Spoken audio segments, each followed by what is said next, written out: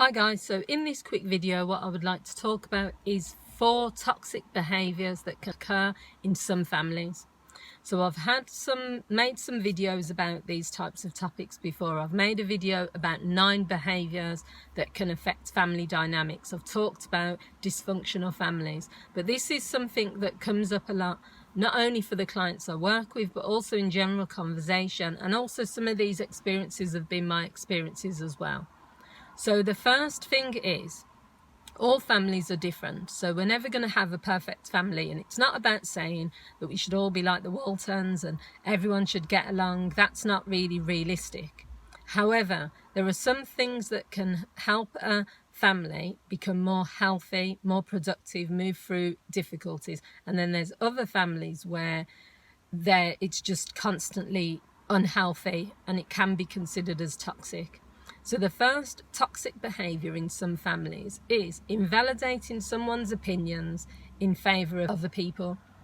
So within families there's always different roles and responsibilities that each family member makes. I've read quite a lot of books about things like group dynamics. I've also been members of different groups when I was counselling, as a counselling trainee.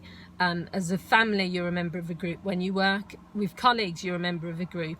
So you're always part of that group dynamic. You always take on a role, or you're given a role.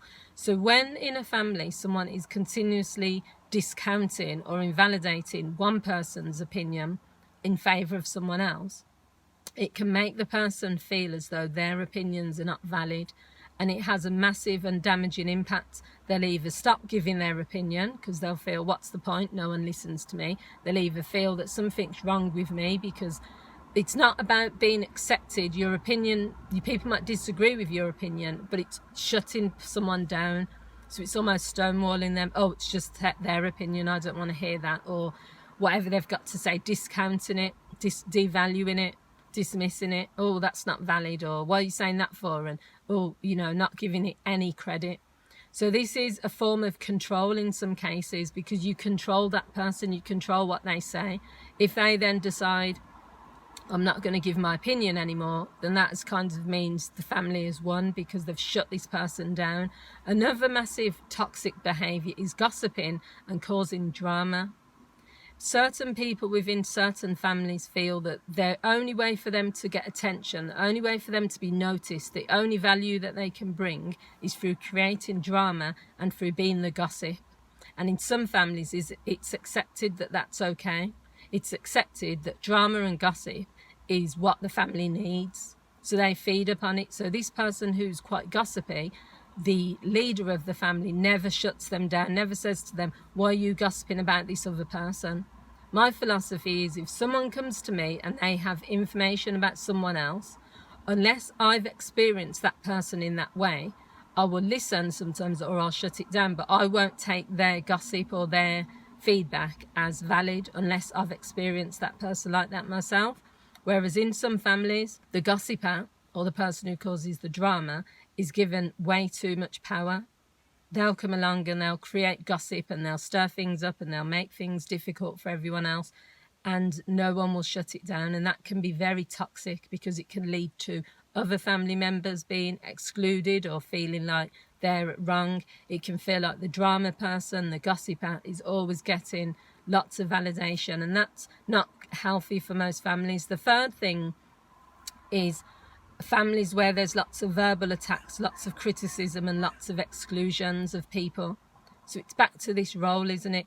My feeling is that if you have a strong head of family, whether that's a single parent or 2 parents, their ethos of how they want the family to be trickles down to the whole family. So if they put a stop to things, or if they say, my intention is for this family to function in a particular way, the family members will fall in line. But if you have a weak head of family, or a head of a family who is involved in the gossip, who is part of the excluding of others, who is part of the criticism and the verbal attacks and the gossiping, it's never going to change, because the family's going to feel, well, if my mum does that or my dad does that, then they're fine with it, they condone it, so therefore you're going to be part of it as well.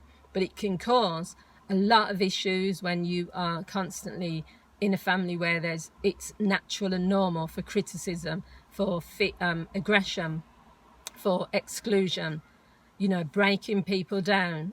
And then if people complain about it, then it's because they're weak, or there are lots of victim blaming. So this happens in a lot of families, especially in bigger families, because it's kind of like a dog eat dog world. It's kind of like, you know, if you complain about how you're being treated, then deal with it. You know, what's your problem? You're too sensitive, you're taking things personally. There are certain families that function with a level of emotional immaturity.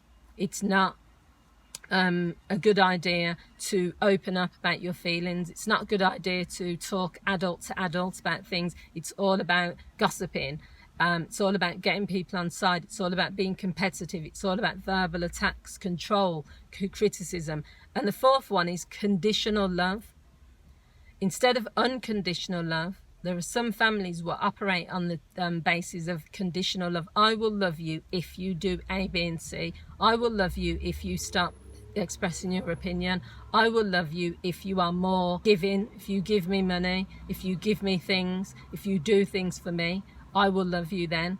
So conditional love is very toxic, because it's basically saying to molding someone into being the type of person you want them to be, but not allowing them to be themselves. And that can lead to problems later on. It can lead to problems with people having relationships. It can lead to problem with trust. It can lead to problems with not feeling good enough. So they're the 4 toxic behaviours in some families. And if you're a member of a family where these behaviours are happening, the first thing is to acknowledge that they're happening. The second thing is to possibly do some work on yourself. So maybe go for therapy or do some inner work. The third thing is to try to address it, or at least acknowledge with other people within the family that this is what I feel or I believe is happening, and see if there's enough room for dialogue and change. And finally, do not take on board that it's your fault. You're not to blame for this. Things, as I've said, have to start at the top.